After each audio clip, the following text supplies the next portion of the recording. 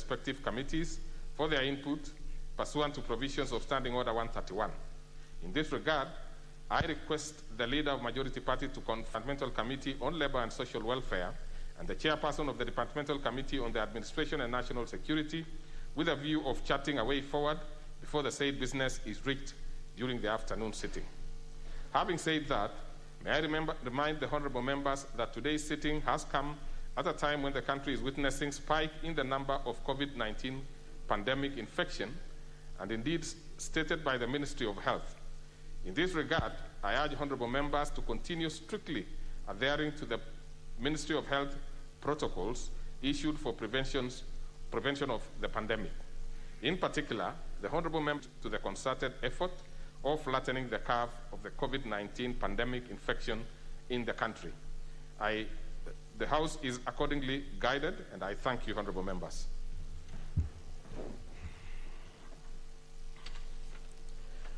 Order number 3, messages. Order number 4, petitions. Order number 5, papers. Under that particular order, we have the Departmental Committee on the Justice and Legal Affairs.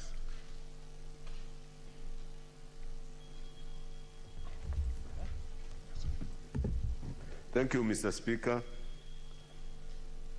Mr. Speaker, sir, I beg to lay the following paper on the table of the House today, Wednesday, May 19, 2021, this morning's session.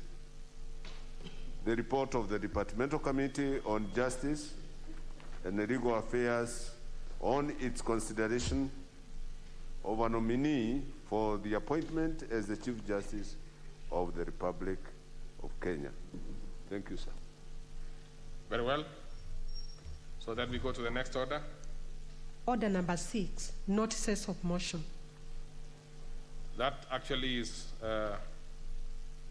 again to be done by the chairperson, Justice and Legal Affairs Committee. So you have the floor, Chair. It's a busy day for you today.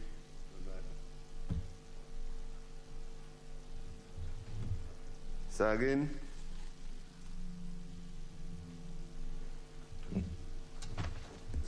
I beg to give notice of the following excuse me, motion that taking into consideration the findings of the Departmental Committee on Justice and Legal Affairs in its report on the consideration of a nominee for appointment as Chief Justice of the Republic of Kenya, laid on the table of the House this morning, Wednesday, May 19, 2021, and pursuant to the provisions of Article 166, Subarticle 1A of the Constitution of Kenya and Sections 3 and 8 of the Public Appointments Parliamentary Approval Act 2011, this House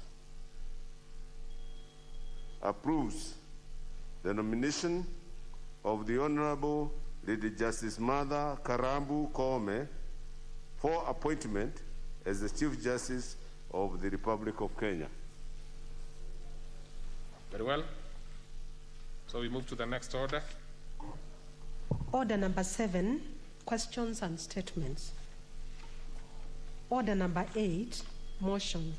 Consideration of exemption from income tax for Japanese companies, consultants, and employees. Okay, that one will be moved by the Committee on Finance. Oh, delegated legislation, sorry. The Honorable Kamket, member for Tiati. Proceed. Mr. Speaker, sir, I beg to move that this House adopts the report of the Committee on Delegated Legislation on its consideration of the exemption from income tax for Japanese companies, Japanese consultants, and Japanese employees, legal notice number 15 of 2021, laid on the table of the House on Thursday, 13th May 2021. Mr. Speaker, sir, I believe honorable members have been able to get the report of the committee from the table office so that they're able to follow this motion.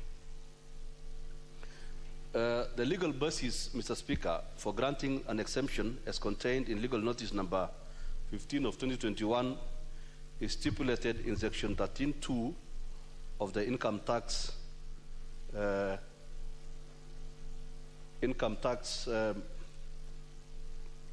Act, Cap 470, which empowers the Cabinet Secretary to exempt certain income tax. Section 13(2) of the Income Tax Act, Cap 470, empowers the Cabinet Secretary responsible for National Treasury by notice in the Gazette to provide that any income or class of income which accrued in or was derived from Kenya be exempted from tax to the extent specified in such a notice, and that any exemption shall cease to have effect either generally or to the extent specified in the notice. Furthermore, where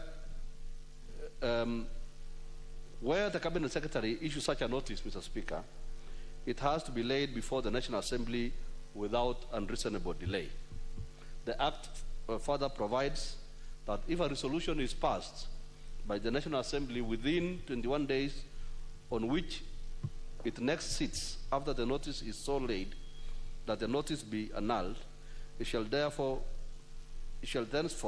be void, but without prejudice to the validity of anything previously done thereunder or to the issuing of a new notice. The House, therefore, Mr. Speaker, has to pronounce itself within the statutory timelines. And if the notice is expressly approved, then it shall be deemed to have been implied approved. The exemption for income tax for Japanese companies, Japanese consultants and employees seeking to exempt those Japanese companies, consultants and employees was published on 26th January 2021 and submitted to the Clerk of Parliament and laid before the House and given to the committee on 21st March 2021 in accordance with the Statutory Instruments Act. The main purpose, Mr. Speaker, of this exemption of income tax before us today, as indicated is in respect of income accruing in or derived from Kenya by Japanese companies, consultants and employees involved in projects under the financing agreements signed between the government of Kenya and the government of Japan. The policy and requirement of the government of Japan is to have Japanese companies, consultants and employees involved in the implementation of any project financed by the government of Japan exempted from tax. This is not limited to Kenya only, but is the requirement of the government of Japan for all financing agreements between the government of Japan and any other government. All agreements signed between the Japanese government and the government of Kenya contain this exemption. Mr. Speaker, specific agreements are contained in the schedule which is contained in the report. For example, I'll just give a few examples, Mr. Speaker. The project for the improvement of the power distribution system in and around Nakuru County and Mombasa City County. The project for infrastructure development in Mombasa Special Economic Zone near Dongokundu area. The project for enhancing trade facilitation and border control capacity in East Africa. The project for human resource development, scholarship, health sector policy loan for attainment of universal health coverage. Olkaria 1 unit for geothermal power project, Moya irrigation development project, among others. They are all contained in the schedule. Mr. Speaker, sir, on scrutiny of this instrument, The committee examined the exemption from income tax for the Japanese companies, consultants, and employees in accordance with the Constitution of Kenya, the Interpretation and General Provisions Act, the Income Tax Act, and the Statutory Instruments Act. Pursuant to Section 16 of the Statutory Instruments Act, which requires the committee, where it's practically possible, to confer with the regulation-making authority, the committee held a virtual meeting with the regulation-making authority, that is the Cabinet Secretary for National Treasury and Planning, on 15th of April 2021, where he responded to the committee's concerns.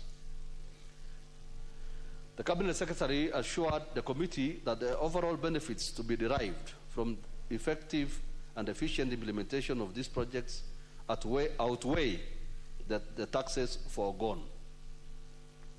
In addition, the income from the jobs created from the projects and the income derived from the expenditure on the said projects generates revenue that is far much above the tax foregone as a result of the exemption.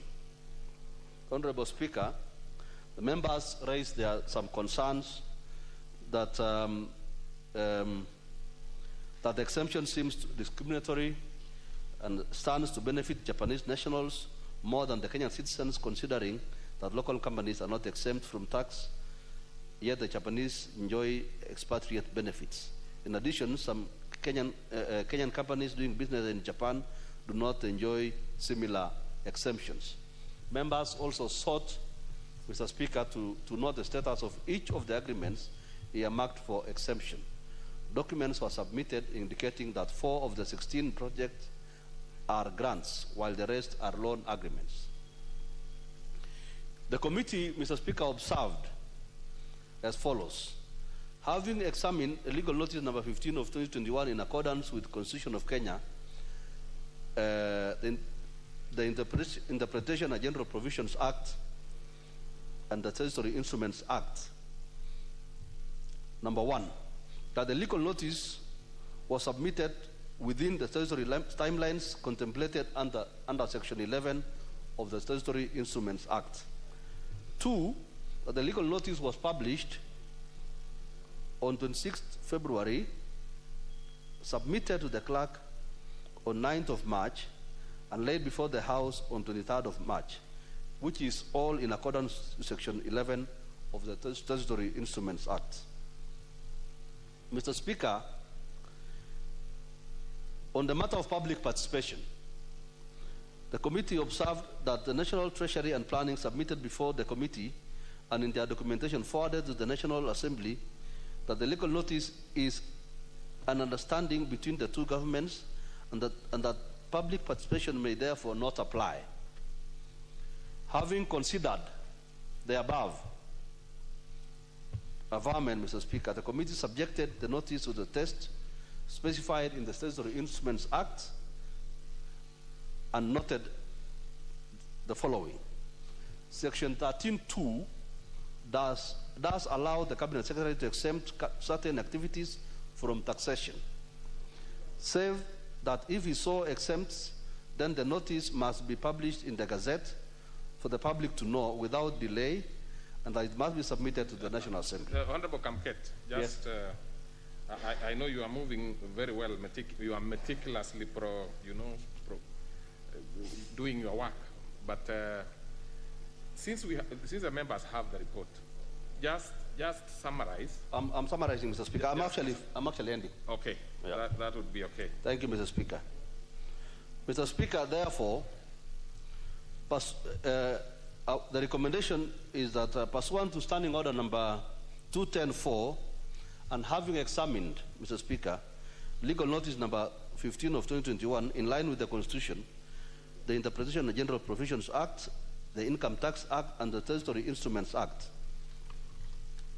the committee recommends, Mr. Speaker, sir, that the House approves the exemption from income tax for Japanese companies, Japanese consultants, and Japanese employees in accordance with Section 62 of the Income Tax Act, Cap 470. Mr. Speaker, sir, I beg to move and ask my Vice Chairman, the Honorable Njagagwa, to second. I thank you, Mr. Speaker. Honorable Njagagwa, in the same spirit of summary,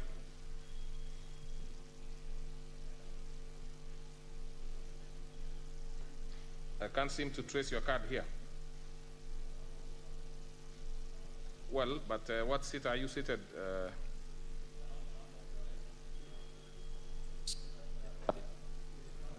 There you have Number now. 19. Number 19. Actually, it's 161 from my end.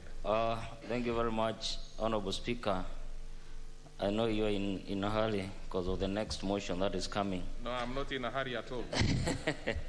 We have specific times until 1 p.m. So I'm just saying that we should summarize. And by the way, this goes to even the next, the move of the next motion. Motion. We really don't need a lot of details. I believe members, once they have the report, they can be able to, get it easily. So we don't really need to take a lot of time. I'm not saying specifically to touch you, the Honorable Njagagwa. Thank you, Speaker. Generally. Thank you, Speaker. Generally, I will say this. Not that I stand guided by you. Sorry. Yes. In support of what my chairman has said, this is an agreement purely between the government of Kenya and the Japanese government. What the Japanese government is seeking is to get an exemption of its employees and companies and their consultants for the work that they do to Kenya or that they do in Kenya. Basically, this is for the monies that they give to Kenya as grants or loans, that they are saying, we have brought in this kind of money, exempt our people, exempt our consultants, exempt our employees from paying income tax in Kenya. Purely because even from where they are coming from in Japan, they are paying their income tax. So, Mr. Speaker, having had my chair, and having had the CS for National Treasury, Mr. Yakuri Atan, via virtual meeting, he was able to explain and expound why we should give this exemption. And as a committee, in as much as there are issues raised, do Kenyan companies that do business in Japan, do they get the same kind of exemption? Now that we leave to the Ministry of Foreign Affairs and the Kenyan government in its totality to negotiate such exemptions for Kenyan companies doing business in Japan or other countries that give us money. But we felt that the projects that have been tabulated in the schedule given forth by my chairman, that is the Ndogokundu, the Moya Lais, the Mombasa Special Economic Zone, Mombasa Gate Bridge, or Kalia 1 and 2 and 3 units, the benefits that is accruing to Kenya by far outweighs the income that would have been accrued by charging these consultants and companies income tax. So, Mr. Speaker, without belaboring on this matter, without belaboring too much on this matter, I beg to support. Thank you. Thank you very much. Second. Chair, having seconded, I will move to the next step, which is to propose. Other members, you can take your seats, those who, or freeze wherever you are. So, honorable members, I propose a question which is that this House adopts the report of the Committee on Delegated Legislations on its consideration of the legal notice number 15 of 2021 on the exemption of income tax for Japanese companies, Japanese consultants, and Japanese employees laid on the table of the House on 13th May 2021, pursuant to provisions of Section 13(2) of the Income Tax Act, approves legal notice number 15 of 2021 on exemption from income tax for Japanese companies and Japanese consultants and Japanese employees. Now, members, you make up your mind, those ones who will want to speak on this one and the ones who want to speak on the next, because I will be picking from the list. So then, therefore, it might disadvantage you by dropping yourself a little lower. So let's start with the leader of majority party. I believe the ones who will be pressing intervention will be actually requesting this particular one. So they may lose on the other one, but still it is okay. This is also an equally important issue. Yes, thank you, Honorable Speaker. Honorable Speaker, I rise to support this report from the committee on the exemption. And really by way of, just to put it on record, that in the first instance, as a country, we already signed up to give these exemptions. So Parliament is only ratifying what was already agreed as a condition of being given the grant. And the logic is very clear, that if the Japanese government is to give Kenya a certain amount as a grant or as a concessional loan. You cannot then also seek to profit from the same grant by taxing the services that are being provided as part of the operationalization of that grant by Japanese companies. Because the grant agreement or the loan agreement will have those provisions that certain services, certain goods will be sourced from Japan. And they will pay their taxes in Japan. And rather than tax here and try to operationalize double taxation agreement, for all donor-funded projects, the standard is we will provide you with money, we will provide you with, some will come in terms of goods, some will come in services by Japanese companies, but they will pay their taxes at home and not here. And the standard is also within the operation, the UN and others. And the other thing I just want to highlight, if you look at the schedule, which is within the report, you'll find again, most of these projects are rollovers of what started, like the Okerias, I believe, started the Mombasa Port, July 2017. But some of these are earlier projects that began in 2010, in 2012, even when we didn't even have these legal requirements that tax exemptions must be approved by Parliament, because it was within the powers of the Cabinet Secretary to do the exemption. But now, because of some of the changes that we did, it now requires this matter to come to Parliament. So basically, we are only ratifying what would ordinarily have been done, what was already included in the financing agreement, and the observation by the committee that Kenyan companies doing business in Japan are not getting similar treatment is really comparing apples with oranges, because Kenya is not giving grants or concessional loans to Japan that require that Kenyan companies supplying goods or services in Japan will be exempted. If we did that, then we could ask for reciprocity. And I think that's I just want to have that on record for the Hansard for future generations to know the rationale for doing this and not the reciprocity with the Kenyan companies. And with those remarks, Honorable Speaker, these are self-evident, self-automating issue that we signed up, we received the money, we received the loans, so we must do our bit, which is basically ratifying the conditions of the loan and the grant that we will receive goods and services from Japan without taxing for those services or income earned from them, because that is the only thing that makes sense to the Japanese in giving the loan to Kenya. And I'm sure we'll probably have several other issues coming of other countries. So with those remarks, I beg to support. Okay, member for Gilgil. I can see this is a matter that we can actually dispense with quickly, because yes. I see only one more member interested. Thank you, Mr. Speaker. And this is just to support my committee in this report. And Mr. Speaker, as has been said by the mover and the second, I will not repeat, but our mandate was really simple, and it was to actually confirm and check whether these agreements and these exemptions, are they in accordance with the Constitution? Are they going against any act of Parliament? Do they infringe on any fundamental rights of the public? And I think, Mr. Speaker, I can confirm that we actually had we had several long meetings on it. We tasked the CS Treasury, noting, Mr. Speaker, that even when we are doing what the Leader of Majority is saying is rubber stamping or just forwarding it, that we still represent the people. We had the right to ask the questions that we asked as a committee. We put the CS to task to actually confirm and give us a list of these projects. We confirmed that majority of them were actually not loans, were actually grants. And so the issue of double taxation was easy to actually now understand, because they're actually giving us grant to take care of several projects in the country. So we were convinced that the statutory requirements as by the Statutory Instruments Act were followed. We were we were actually convinced on the issue of public participation, which was an issue that we had raised because we needed to know, to be able to gauge the fundamental rights and the infringement for the public. That is the only way to do it. So I think we are in agreement that we support, and I support the committee, and I support the exemption as has been moved by our chairman. Thank you, Mr. Speaker.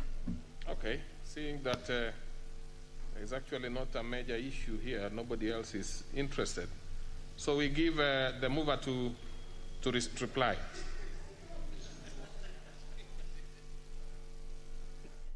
Order, members. Order, members. Order. Member for Baraka. Mr. Speaker, thank you very much. I had asked members to place it at the intervention. No member had done that, so proceed and reply. Mr. Speaker, sir, I want to thank my Vice Chairman for ably stating the way it is. I thank the Leader of Majority for actually clarifying that if we want the matter of reciprocity to apply to us, we must pull up our socks, improve our economy, so that we are able to do as Kenyans, give grants to Japan, so that we can be able to ask for reciprocity. And I thank Honorable Martha for supporting the motion. I beg to reply. Honorable members, I do what is required to be done, which is to put the question. I put the question, which is that this House adopts the report of the Committee on Delegated Legislations on its consideration of the legal notice number 15 of 2021 on the exemption from income tax for Japanese companies, Japanese consultants, and Japanese employees laid on the table of the House on Thursday, May 13, 2021, pursuant to provisions of Section 13(2) of the Income Tax Act, approve the legal notice number 15 of 2021 on exemption from income tax for Japanese companies and Japanese consultants and the Japanese employees. Will as many as of that opinion say aye? Aye. Many as of a contrary opinion say nay? The ayes have it. Next order. Order number 9, special motion. Consideration of a nominee for appointment as the Chief Justice of the Republic of Kenya. Okay, what is it? I'm surprised, Honorable Kamket, that after your motion has passed, what is out of order with your motion passing? Yes, you have it. Mr. Speaker, I'm rising, Mr. Speaker, I'll need your guidance, Mr. Speaker, on a matter that I think is of national importance. Mr. Speaker, I am concerned about the whereabouts of our Speaker.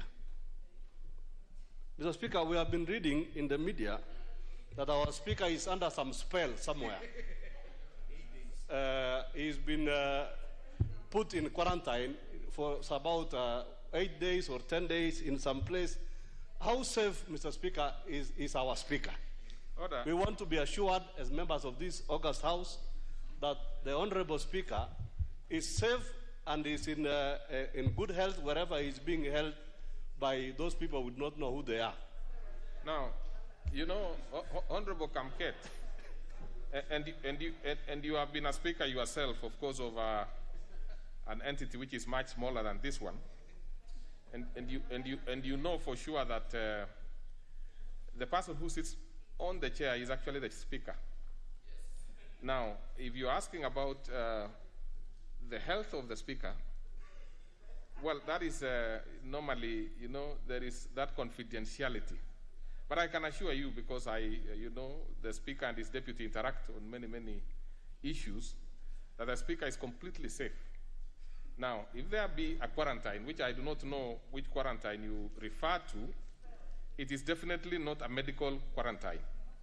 So, and especially now because there are issues to do with COVID and the rest, it should be clear that the Speaker is not under any quarantine whatsoever. Now, the Speaker, like every other occasion, has many, many things that he does and attends to, and he's attending to one of them. He is available, of course, as soon as he's actually available on call, especially from those people who are fairly, you know, I do not want to go beyond there, but it's okay. There is no quarantine whatsoever. So it's nothing that you should. Let's proceed to. Yeah? By the way, did you read the Gazette notice? He's the one who signed it. He's actually on top of everything. Yeah, or anything else that I hear you've read on press and others, I'm not going to get involved because I am not completely briefed on that. The brief that I have is that it's perfectly in order. So let's proceed. Proceed. We are moving the next motion that is by the chairperson, Jailak. Have you called the order? Yes, you have. So proceed. In the same spirit that anything that is detailed in your report, you really don't need to repeat it. The members can read. You pick those salient areas, then we can be able to dispense with every activity that we have, because we only have today to deal with these matters that were set out by the Speaker. Thank you, sir. Formally, let me set out the motion.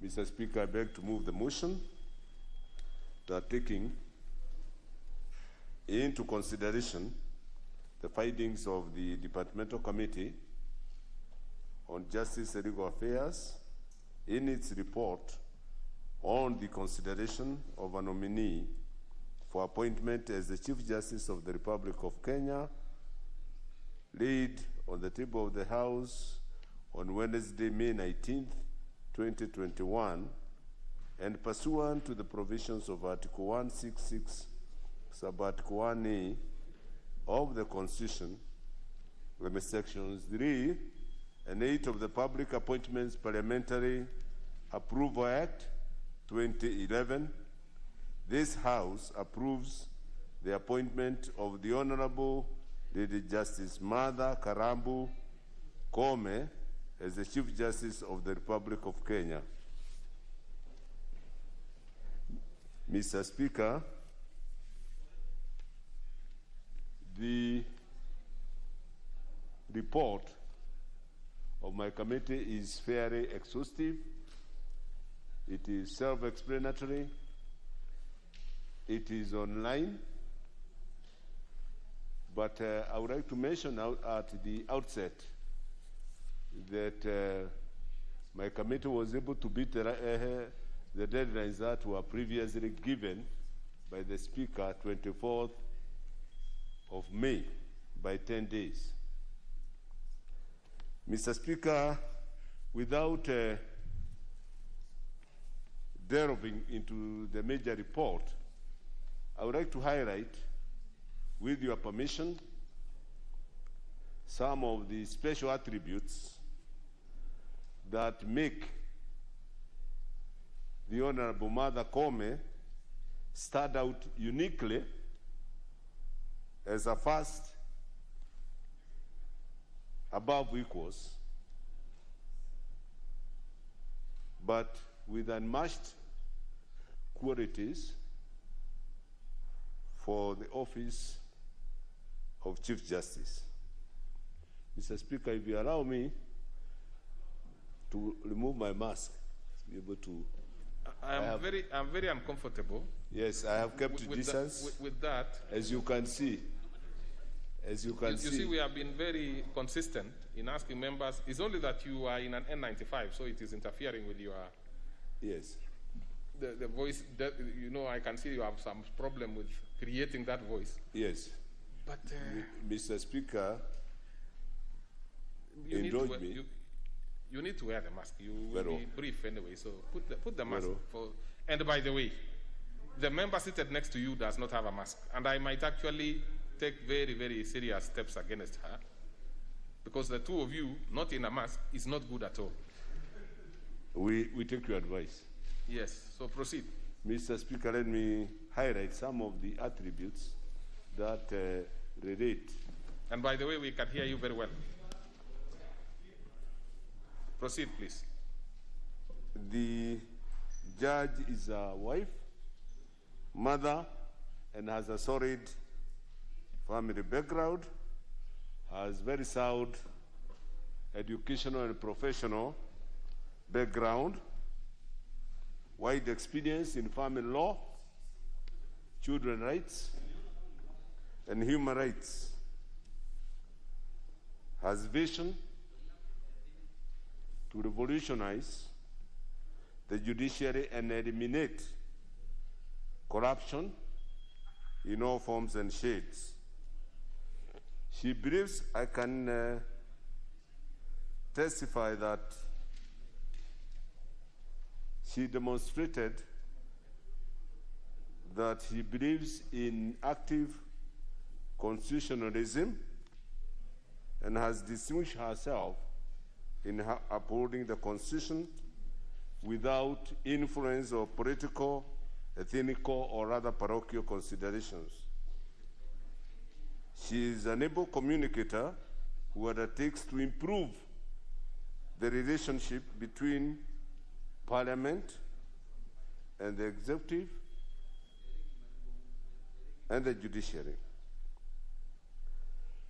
to ensure that budgetary allocations as a constitutional budgetary allocations to the judiciary as a constitutional requirement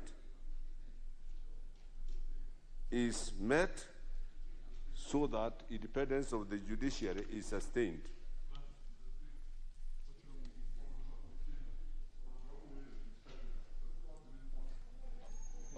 Honorable Babu Awino, I know you are a first-timer.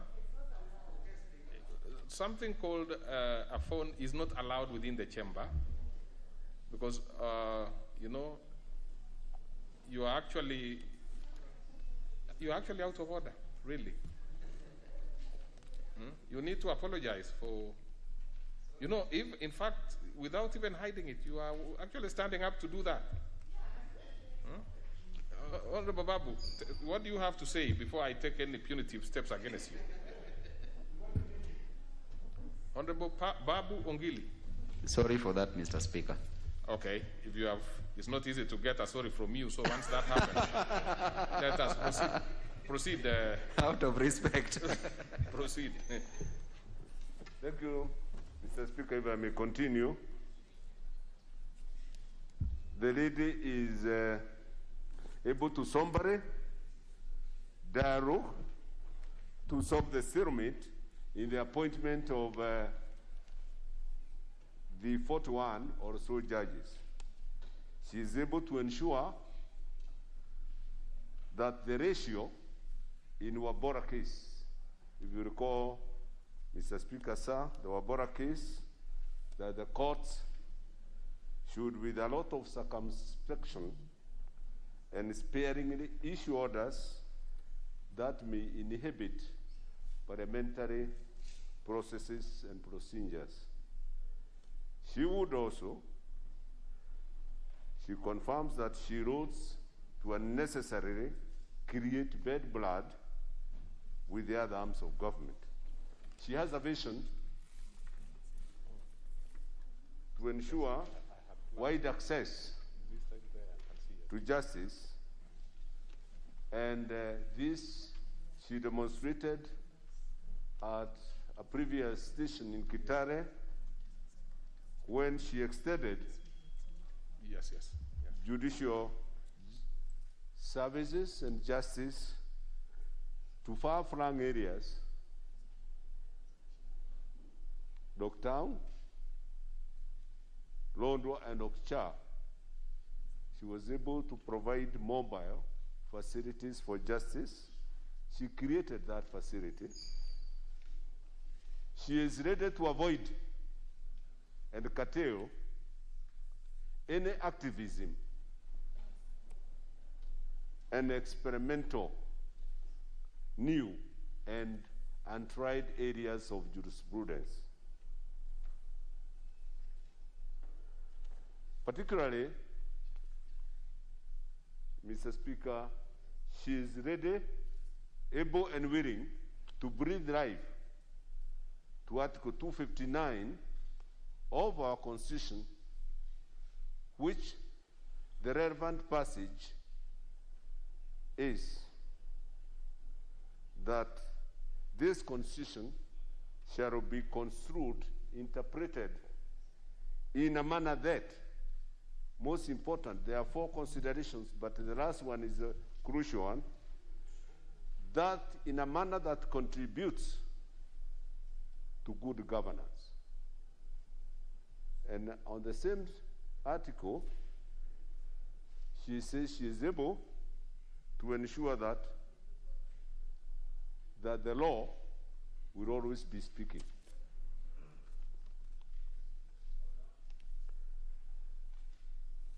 We found that she is able to think outside the box, and that she would not be living in a judicial island or utopia or ivory tower. She aspires to do substantial justice other than delving on technical formalities. She will critically think beyond Maraga advisory by invoking the principle that the law serves man and humanity and not the reverse. That the law is not static, must be actualized in a manner that contributes to good order.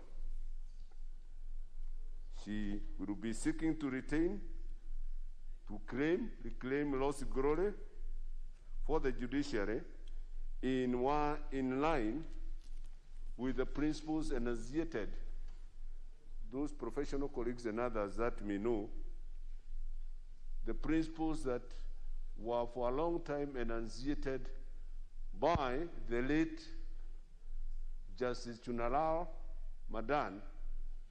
That is the greatest Chief Justice Kenya has had so far. Then there was another judge, the principles laid by a judge in Uganda, 1966, Sir Udo Udoma, who in 1966, after Obote overthrew Kabaka, there appeared to be a vacuum in government. And that judge said that there can never be a vacuum in institutions of government, and that because Obote government appeared to be in control de facto, he made it the jure government of Uganda. Then lastly, there is Lord Denning, famous for what we call high trees, espousing on estoppel, and many other milestones. I mentioned this because these are her mentors. Mr. Speaker, the other salient matters that were noted by the committee are that there were some objections raised to her appointment made by Nelson Harvey, Keref Kaliva. These same objections had been raised before Judicial Service Commission. In that forum, they were dismissed. But in my committee, in its wisdom, found that these objections had no root, they were unmeritorious, unsubstantiated, vexatious, and malicious. The committee was also satisfied with the response by the nominee to the objections. All the necessary statutory reports and other necessary reports by KRI, intelligence, and other bodies were furnished to the committee. That Article 166 relating to appointment of the Chief Justice were met, and that all the statutory procedures preceding the approval had been duly met. Mr. Speaker,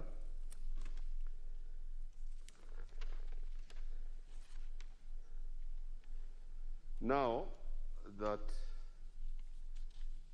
the statutory procedure and constitutional provisions were met, all the requirements were met in the first schedule of the Judicial Service Act 2011 on provision relating to the appointment procedure for appointment of judges.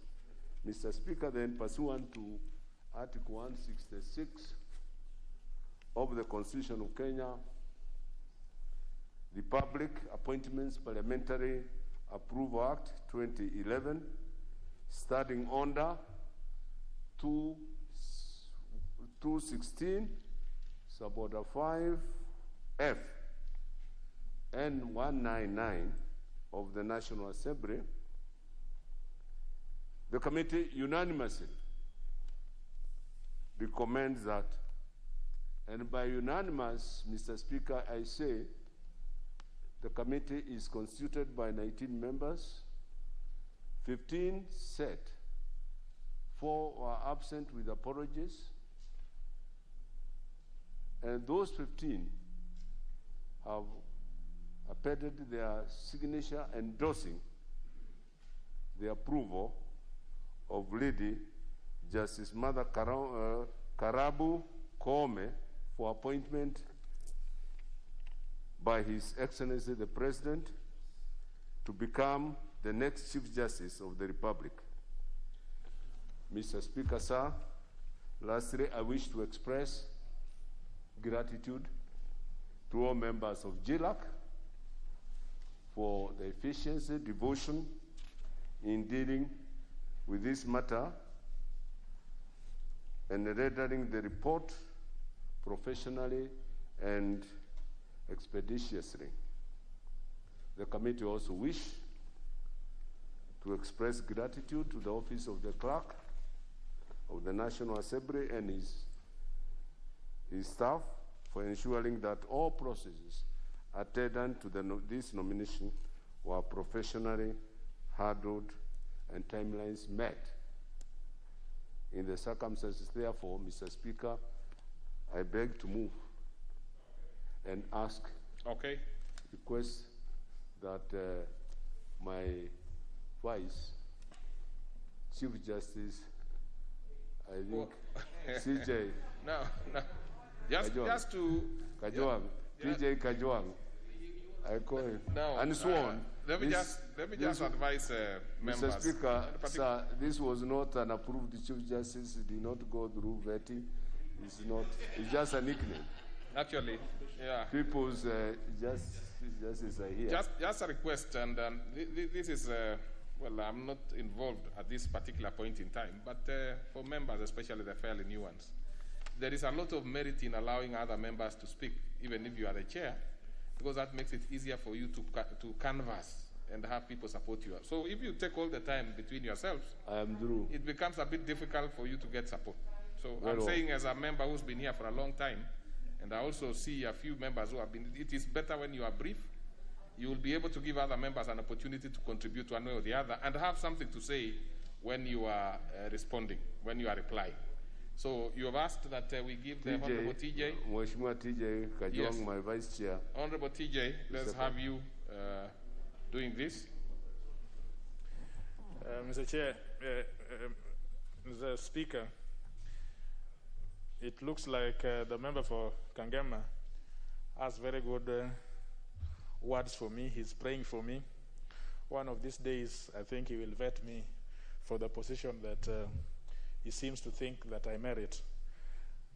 Allow me, Mr. Speaker, first of all, to express my appreciation to the House for nominating me into this committee. I've not had the opportunity since I was nominated.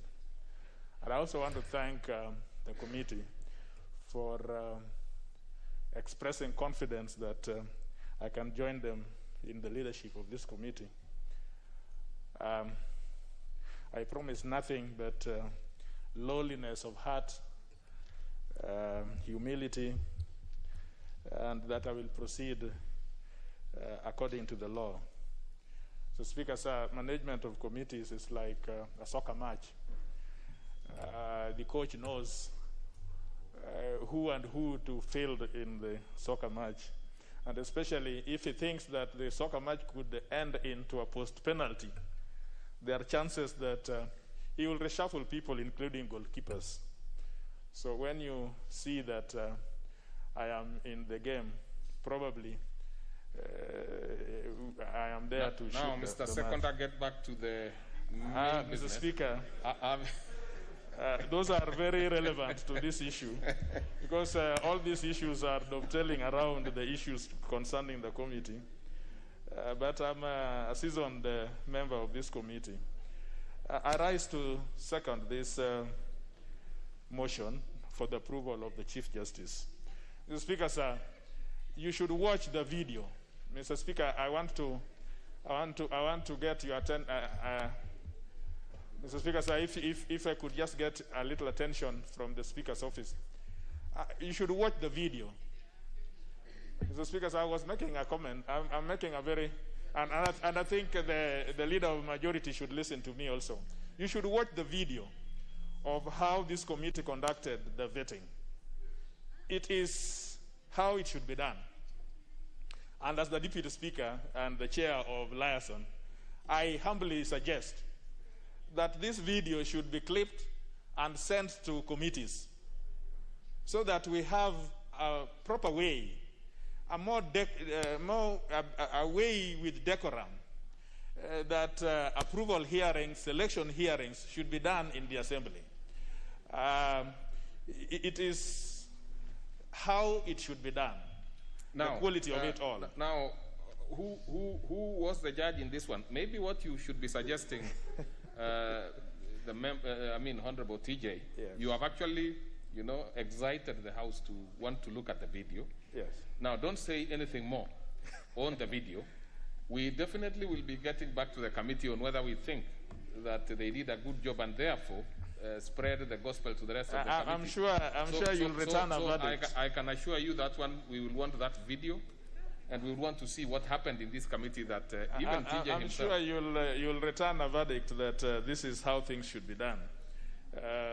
But, Mr. Speaker, sir, the approval is governed by Section 7 of the Parliamentary Approval Act.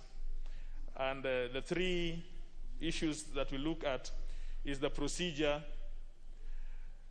adopted by the interviewing panels, the constitutional and statutory suitability, and then the last one is a whole gamut called suitability in terms of experience and competence. The report is replete with specific findings on the procedure that was adopted, the constitutional and statutory competences that the Lady Chief Justice exhibited, and issues on suitability.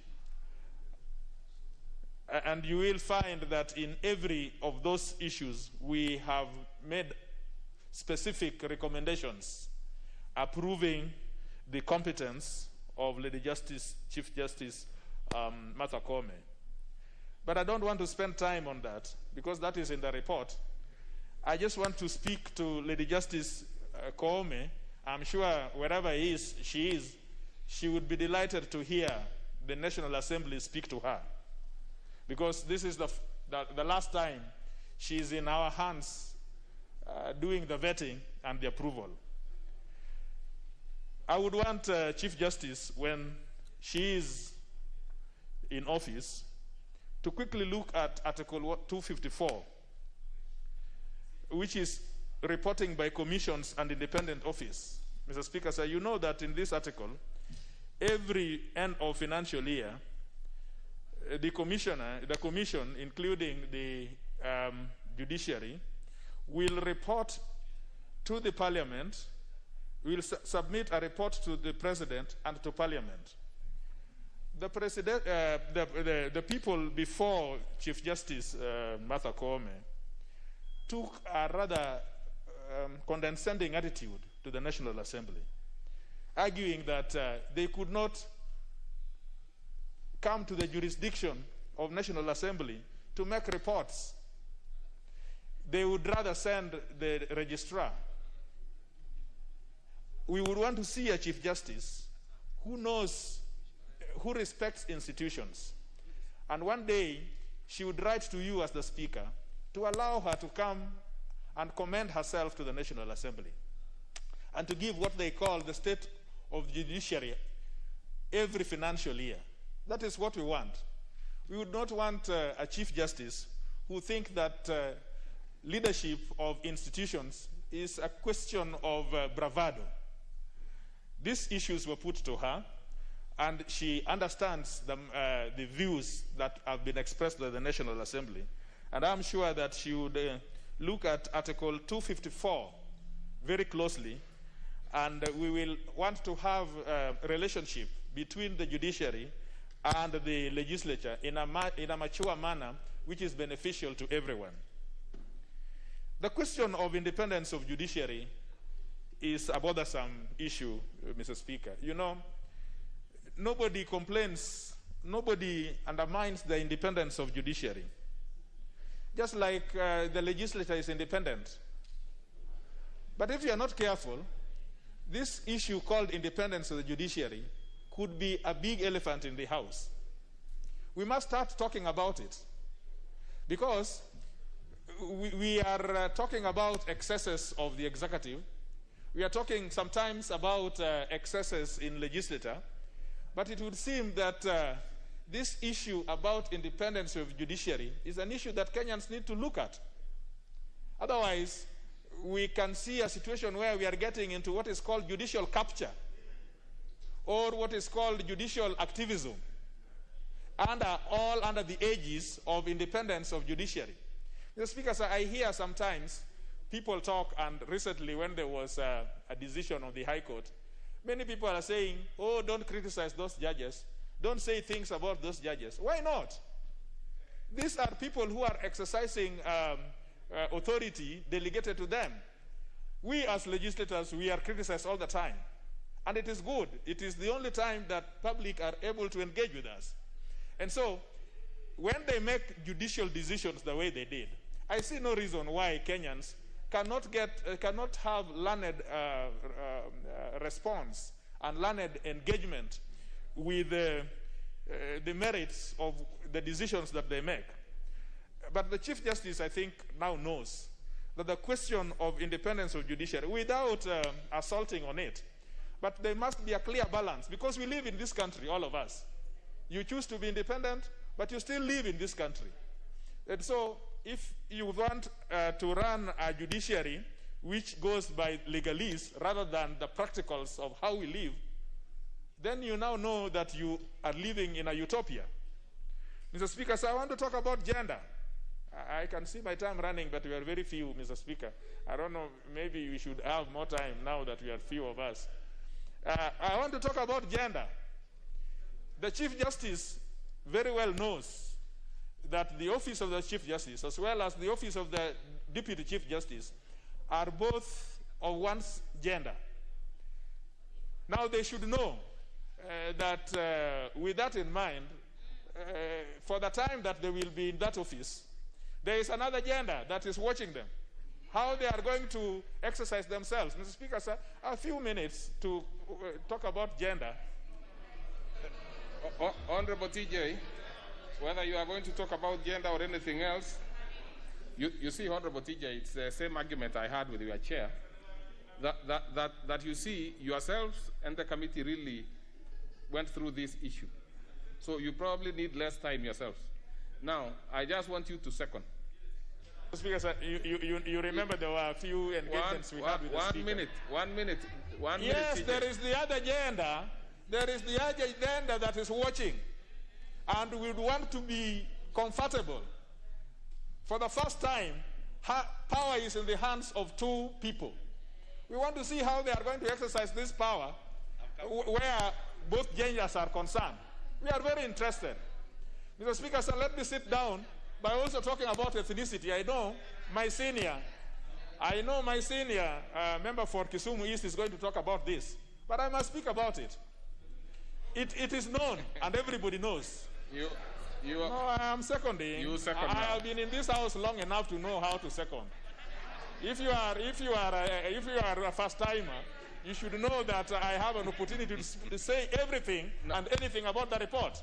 Well, within the time allocated. So you second now. I second, Mr. Thank Speaker. you very much, TJ. TJ, now that is... so let's proceed and do what we are supposed to do, which is to propose a question. And I proceed to propose a question, honorable members, which is that taking into consideration the finding of the Departmental Committee on Justice and Legal Affairs in its report on the consideration of the nominee for appointment as Chief Justice of the Republic of Kenya, laid on the table of the House on Wednesday, 19th May 2021, and pursuant to provisions of Article 166(1)(a) of the Constitution and Section 3 and Section 8 of the Public Appointments Parliamentary Approval Act 2011, this House approves the appointment of Honorable Lady Justice Martha Karambu Koome as the Chief Justice of the Republic of Kenya. Subject, of course, to the notice that has been made. No, there is no issue of putting the question. Honorable members will be allowed to speak. What is it, the member for Mbere North?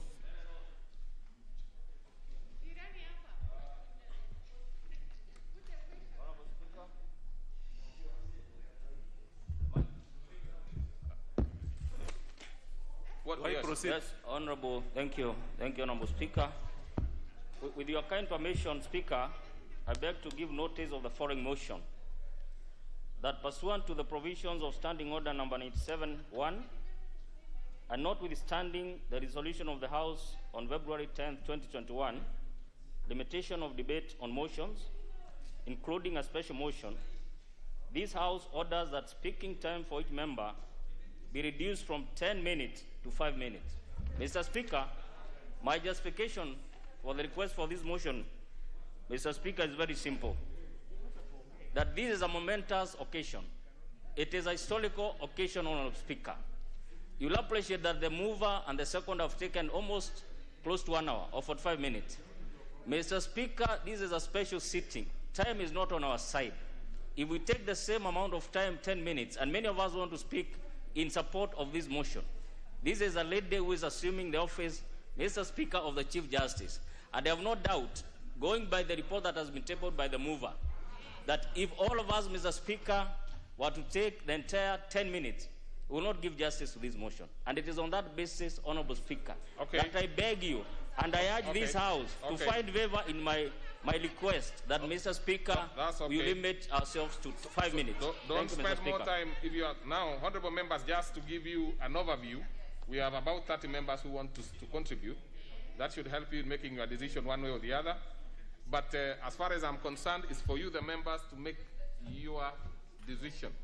So that the honorable member for Imenti North has made a request. Mbere. I said Mbere. I didn't say Imenti.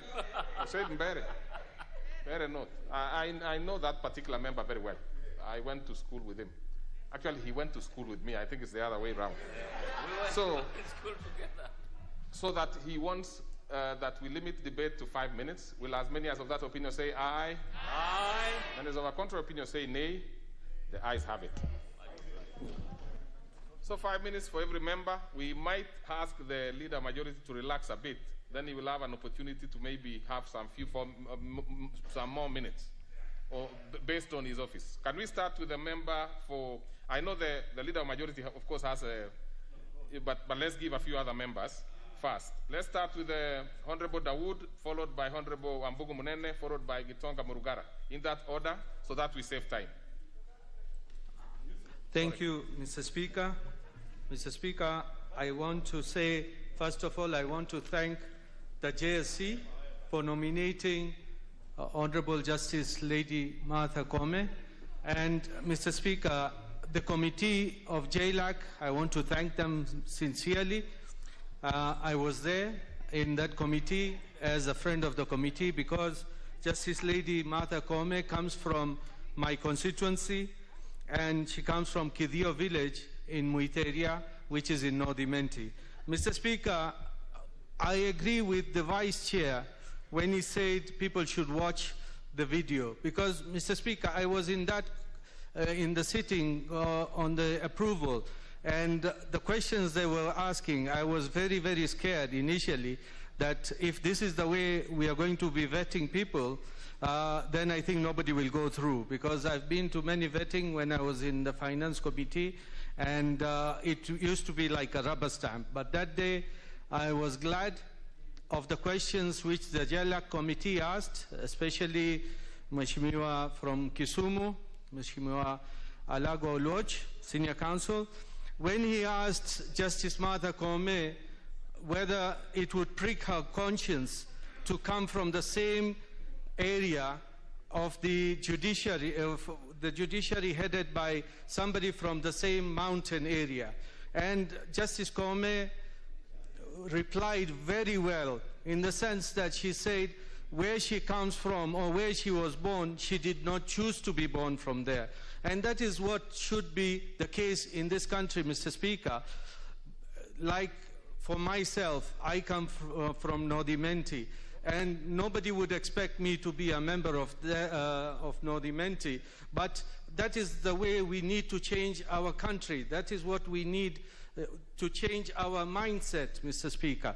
Mr. Speaker, when Justice Martha Koome talked about all the things she would do in the judiciary in her 100 days, I believe she's a woman who is a woman of integrity, a lady who can do what she says. Because, Mr. Speaker, I have dealt with her when she was assisting us in one of the schools she's been through, Mbeo Primary.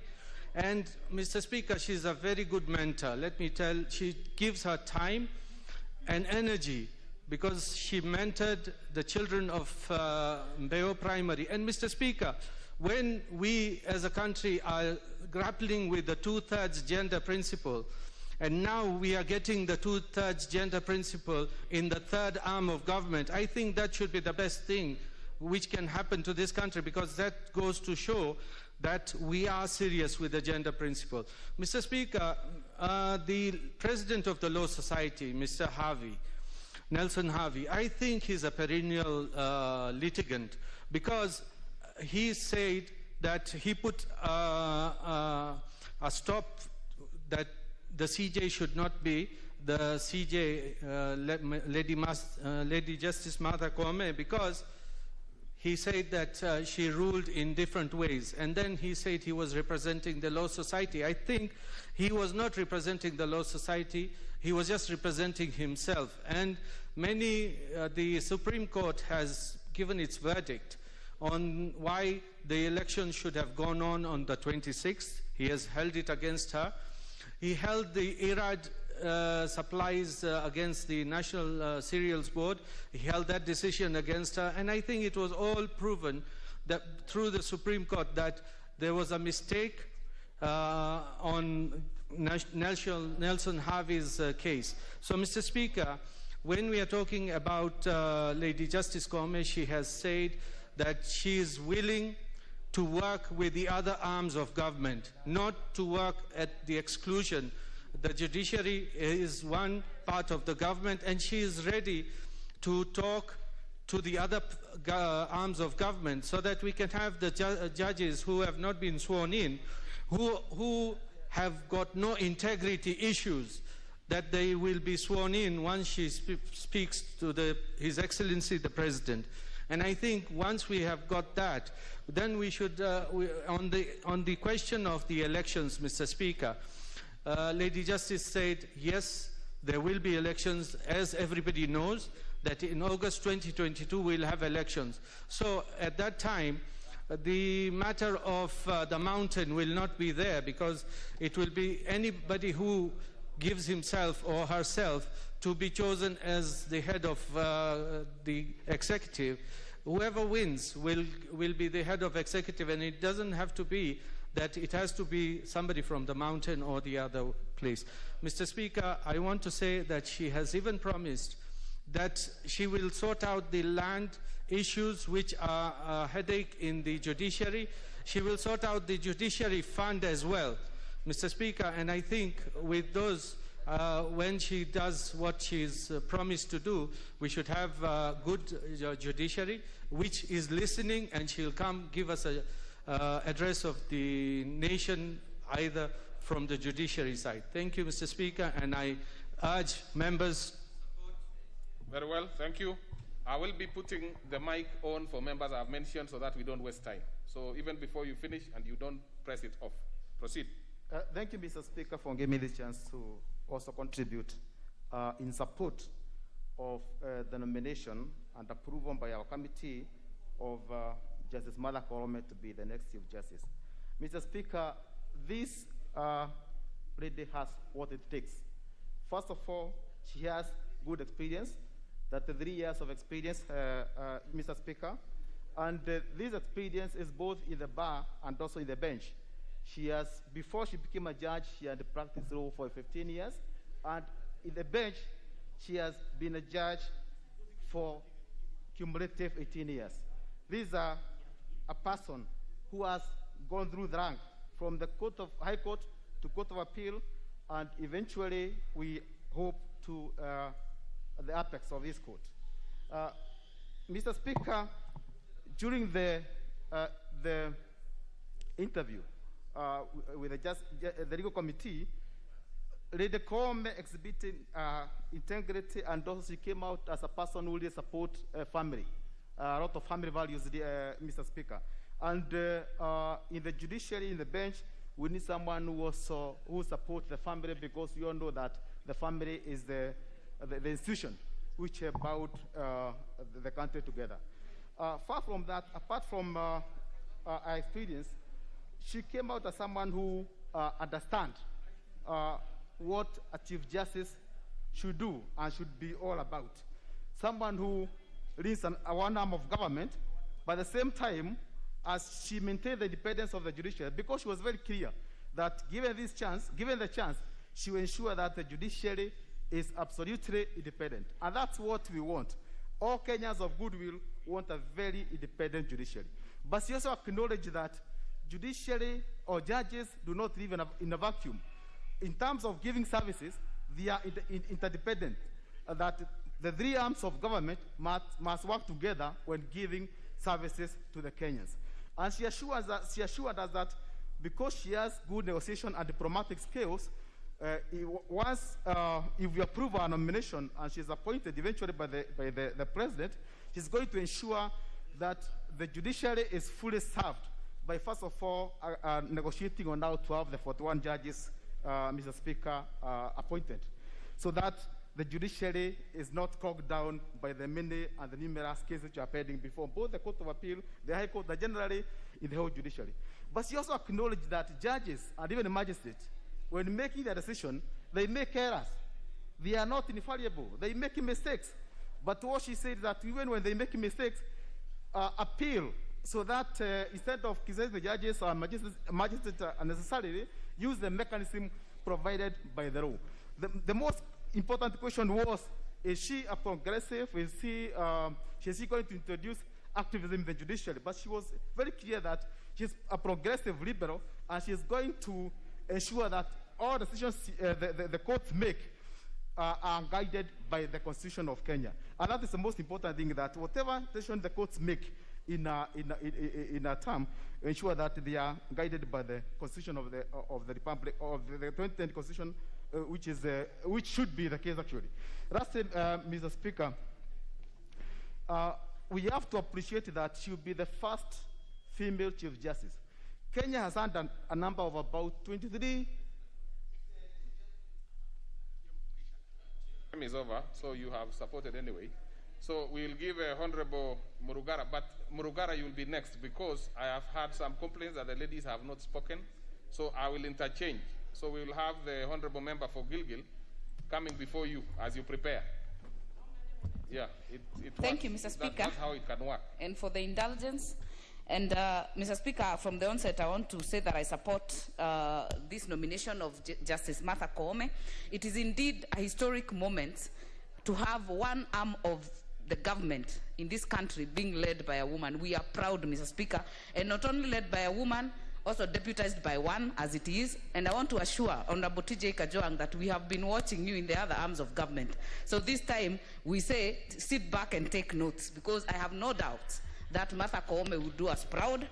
And Mr. Speaker, I say that in cognizant and knowing very well that if a woman fails in whatever position, it is seen like the whole gender fails. It does not apply for men. If a man fails, it is seen as one. But when a woman does, so she also knows the weight on her shoulder. And Mr. Speaker, the issue of her professionalism has been demonstrated in the report.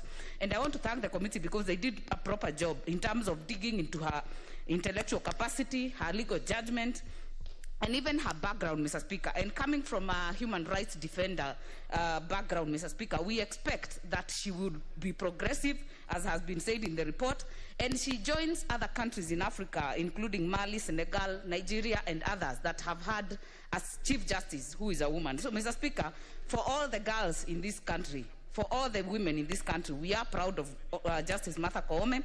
And I pray, Mr. Speaker, that one thing that we'll be looking forward for her to do is what she said. She has to jealously guard the independence of the judiciary, as has been said before, Mr. Speaker. And that is not to say that they exist in a vacuum.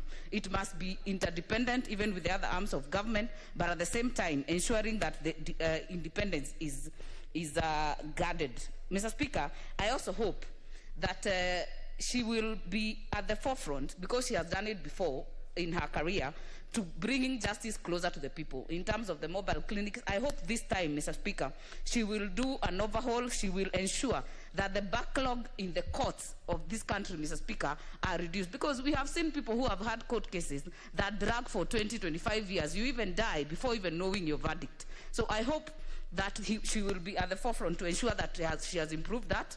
And Mr. Speaker, I want to note, even for people who have had matters in the courts recently, this COVID time, something I've noted from the judiciary is that if you have a matter in court and it is mentioned or it has a ruling, they actually send you a text message to tell you your matter was heard, to tell you your matter was listened to, and whatever happened to it. So I hope that this can also teach us, even as we embrace virtual participation, even in court, that she will put more resources in terms of ensuring there are enough magistrates and improving our ratio to ensure that this justice is actually commensurate to the number of people seeking these services. Mr. Speaker, I hope that the issue that she spoke to of operationalizing the judiciary fund is also something else I'll be looking forward to see. But more importantly, she must know that she's a trailblazer. She has set the pace, and we are watching. And not only the other gender, even us who are her gender are watching, because we know that she has opened doors and broken a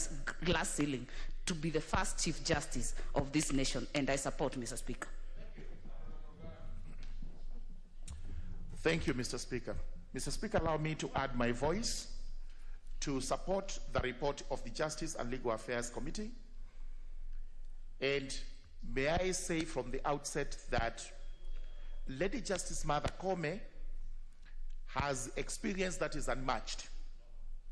It all begins with her own career as a young advocate during the clamor for multi-party reforms in the country in the late 80s and early 90s, when we were actually under the Canon dictatorship.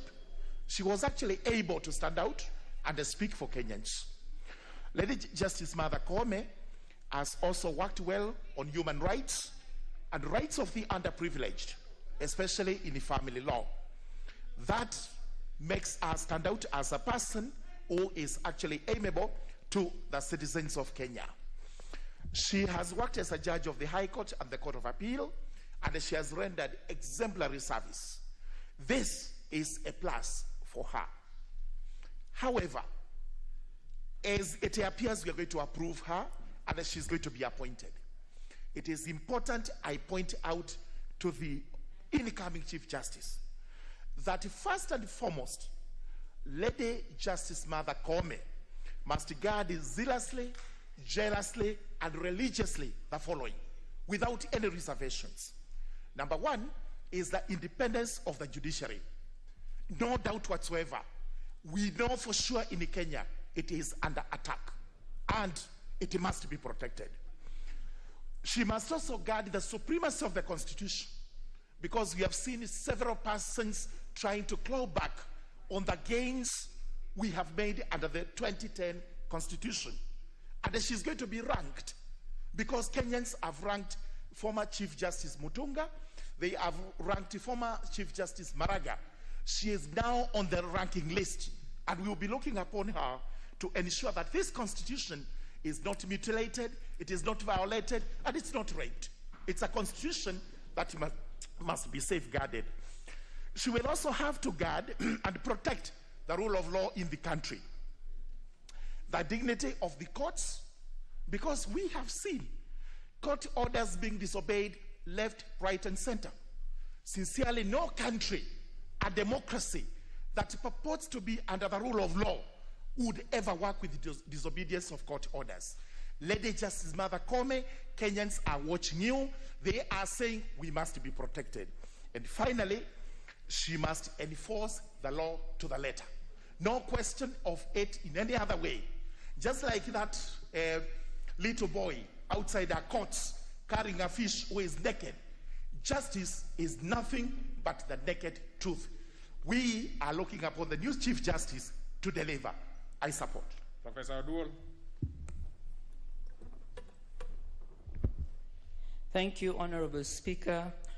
Honorable Speaker, from the onset, I'd like to thank the committee and to also indeed acknowledge that not only listening to what they indicated and what is in the report, I take this opportunity to indicate my support, Honorable Speaker, because we stand at a historic moment in our country, Honorable Speaker.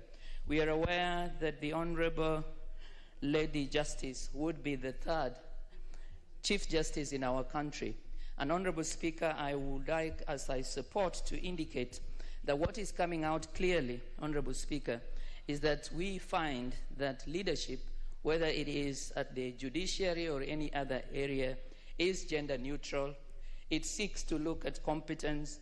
We seek to look for a foundation that would take our country to the level that we would like.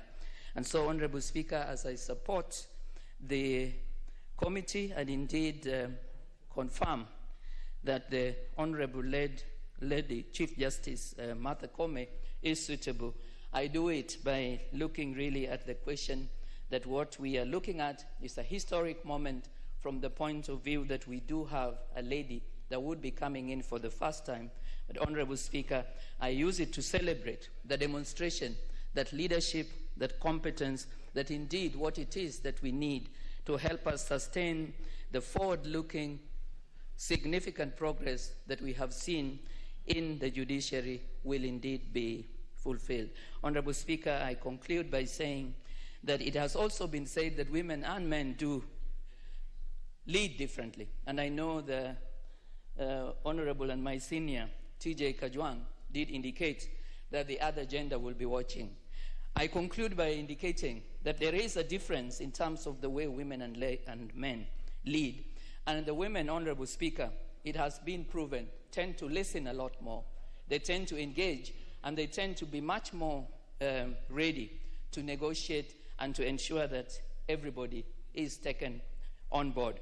And so I am glad that as we look at the fear that sometimes we have of excesses, we shall find in the Honorable Lady Justice Martha Koome opportunity for interdependence, opportunity for negotiation. Thank you, Honorable Speaker. I support. You actually did it in exactly 2.5 minutes. Honorable Maure, maybe that is to tell us actually how you would be leading.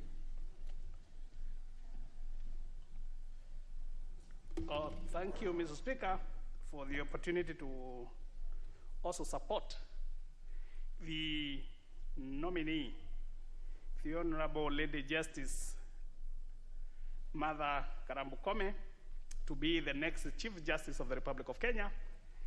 And as the country is celebrating the breaking of the glass ceiling by a woman, the Meru community as well, we are being taught a lesson that since independence, there is no time the Merus have gone to a ballot box in a general election and actually elected a woman. Now, this will be an open an eye-opener in the sense that when the lady Justice Koome showed up for nomination at the JSC, nobody saw a woman. What people saw was a serious judge whose temperament, when you looked at her, you couldn't be able to discern anything that you would describe as feminine, anything that you would belittle because she is a woman, but you saw a very firm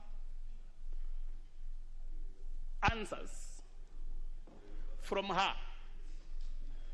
And Mr. Speaker, from those of us who are familiar with the conduct of judges, a judge, you are not supposed to read the mood of a judge. You are not supposed to predict the decision a judge will make, because that one is only left to those people we usually call the judicial activists. And Mr. Speaker, in judicial activism, what they do is they legislate from the bench. From where they are seated, they would be able to pass laws which have not been taken to them for interpretation. So, Mr. Speaker, our judiciary is under its own attack. It needs to cleanse itself, and it needs to have an administrator. Even though we are asking for their independence, they need to have a thorough searching of the judiciary. So, Mr. Speaker, what we need, the judges that we are supporting to lead a separate arm of government, the independence is not absolute.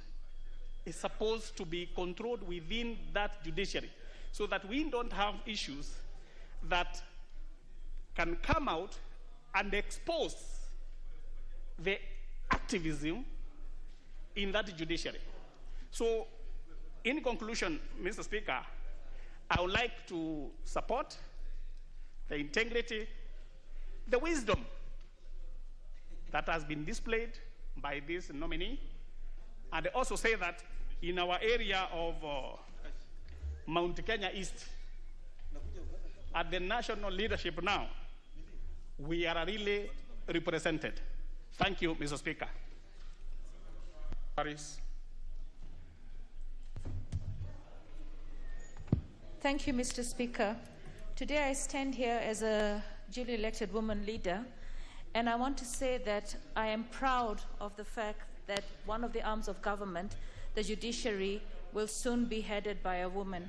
It is no mean feat. I mean, at the end of the day, we have strived as women to get our space in society, in political space, in private practice spaces, as well as just knowing that when you look at us, we cannot deny the fact that we're women. And we want to have our space knowing that we actually are 50% of the population. Martha Koome, Lady Justice Martha Koome, is a woman. And let us not shy away from embracing her as a woman and saying that today we are proud that we have her as the nominee for Chief Justice. And the reason I say that is because I see a lot of the men, when they're standing up to speak, they're trying to say she's just a good leader. Yes, she's an amazing leader. But we cannot stop underlining the fact that she is a woman. And we have to celebrate that, not just for her, but for the many women in this country, the girl child, and the women that aspire to be leaders. What I like about Martha Koome, because I've actually been to a few of the forums that she held when she was heading the task force for children, is the fact that she's very humble, extremely humble. She has integrity, she is grounded, she's compassionate. I recall an interview where she said, "Children have no voices, so I choose to speak for them. They are our bridge to the future, and unless we nurture them, our future will be precarious."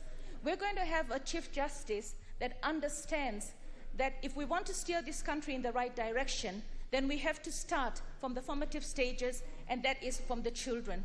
She understood that justice for children in our courts needed more to be done. She understands that if we nurture our children well, then everything else that we want to do in this country going forward will be easier met and done. Because today we look at our youth and how easily they are used and misused and abused by leaders. If we want to stop that, then we nurture the child from a young age. And I know that with Lady Justice Kome in the helm of the judiciary, our children will be nurtured in a manner that will actually ground them to be future leaders and to embrace this country's prosperity and growth. Lady Justice Kome, for me, is a woman that understands that this country right now has had a lot of issues in terms of corruption. And she understands that corruption exists in the system, corruption exists in the judiciary. And that is one area that I know that if she tackles it, she will tackle it well. Lady Justice Kome is going to be heading the judiciary at a time when the judiciary is being looked at and lots of questions are rising. Whether the judgment that was done was right or wrong, at the end of the day, I know that she will sit there and do the right thing. She's not going to be owned by this group or that group. She's an independent thinker, she's an independent mind, she's educated, she's a strong woman, and she will do what is right for this country because she's a human rights defender, she has always been. And her 33 years of experience will ensure that whatever she does in that seat will be for the betterment and the best for this country.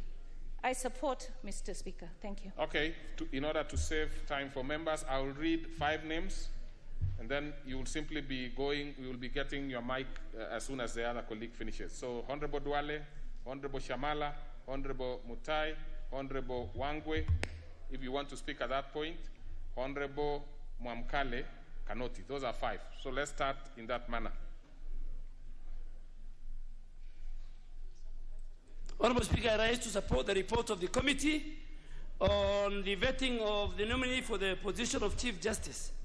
Honorable Speaker, the nominee in question is one who is known for her vast experience in the legal profession, brilliance and acumen in her career as a judicial officer.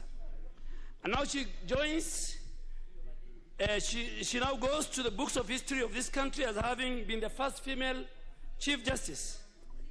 Mr. Speaker, when it comes to professionalism, capacity, ability, and experience as required by the Public Appointment and Parliamentary Approval Act 2011, there is no one who can object that the nominee ticks and fits in the box very well. However, Mr. Speaker, allow me to say that the job of a Chief Justice is not just that requires one to fit the box or to tick the box.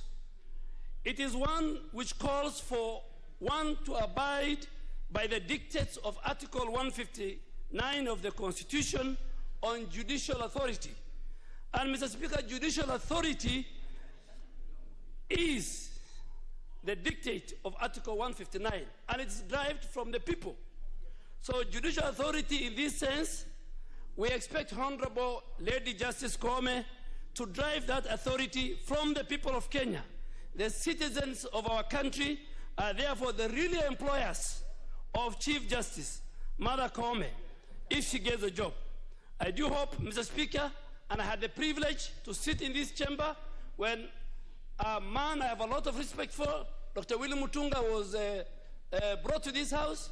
I had been here when David Maraga, a man also I have a lot of respect for, and now under the new constitution, Lady Justice Kome. In executing her duties, she must be, and at all times, fidelity to the law and the people of Kenya, and that is what should guide her. It is not the executive, it's not this house, or indeed any other public body that should move her. It is her duty to the people of Kenya, it's her duty to uphold in accordance with Article 159.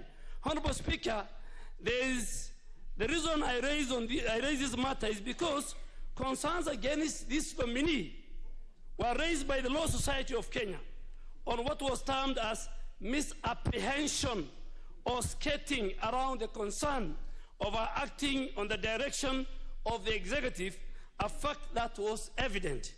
Honorable Speaker, this is a very serious matter, and I actually do hope that the nominee shall not be on the beck and call of the executive, and also is ready to do whatever she is told to do do judicial authority be exercised under the guidance of any other arm of government? Mr. Speaker, the principle set out in Article 159.3, which includes justice, shall be done to all, irrespective of their status. Mr. Speaker, finally, I want her to read and maybe listen to what Thomas Jefferson, the founding father of the United States and who served as the third president of the US, said on matters.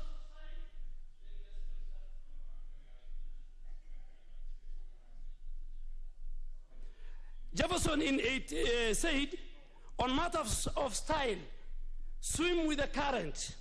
On matters of principle, stand like a rock, like Justice Odunga, Justice Joel, Justice Madeka, Justice Chacha Mwita, and Justice Nga.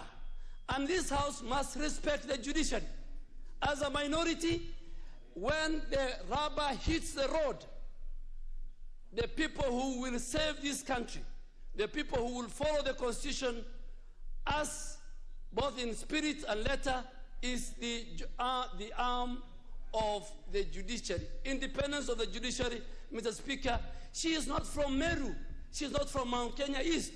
She is the Chief Justice of the Republic of Kenya. And I hope she will follow what Honorable Willie Mutunga stood for, what Honorable Justice David Maraga stood for, and we are watching her as the people of Kenya. Thank you. You nowadays quote too much of these very serious philosophers. Proceed, Honorable Mutai. My sister Shamala can go ahead. Actually, in that order, yes, I'm sorry. Actually, that order, I'm not yes, jumping. Yes, you are right. Yes. Thank you. Right. Thank you, Mr. Speaker, sir. Mr. Speaker, I rise today to support the recommendations and the report of the Justice and Legal Affairs Committee for that the Honorable Lady Justice Martha Koome do be approved by this august House. Mr. Speaker, there are three things that stood out for me when it came to this particular nominee. She demonstrated for Kenya, amongst other